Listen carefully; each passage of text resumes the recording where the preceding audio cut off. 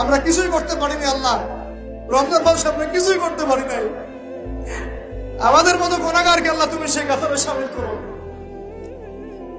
পুরো রমজানে আমরা আমাদের গাজার ভাইদের জন্য কিছুই করতে পারি নাই, একটা টাকা সাদাকা পাঠাতে পারি নাই, ওদেরকে এক বেলার খাবার দিতে পারি নাই।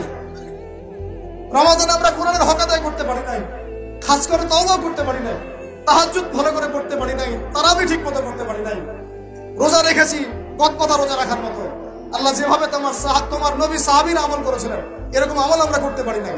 তাও তোমার ক্ষমা, তোমার দয়ায়, তোমার রহমতে আজকে আমাদেরকে ক্ষমা করো এবং এই শিক্ষাগুলো থেকে আমাদেরকে ভবিষ্যতে তৌফিক দান করো, যাতে করে আমরা তোমার রেজামন্দির মতো করে জীবনযাপন করতে পারি, গুনাহমুক্ত জীবনযাপন করতে পারি, ইসলামের জন্য একদম জান মাল সময় শ্রম উজাড় করে দিনের খেদমত করতে পারি।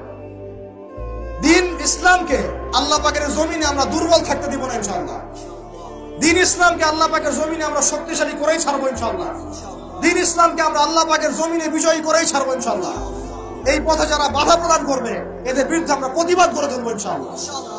আল্লাহ রাব্বুল আলামিন আমাদের সবার দিনের মধ্যে দিন ইসলামের প্রতি খাস মহব্বত দান করেন, কোরআনের মহব্বত ঢেলে দেন, ঈমানের মহব্বত ঢেলে দেন, সুন্নতের মহব্বত ঢেলে দেন এবং সাহাবীওয়ালা জিন্দেগি আমাদেরকে যাপন করার তৌফিক দান করেন।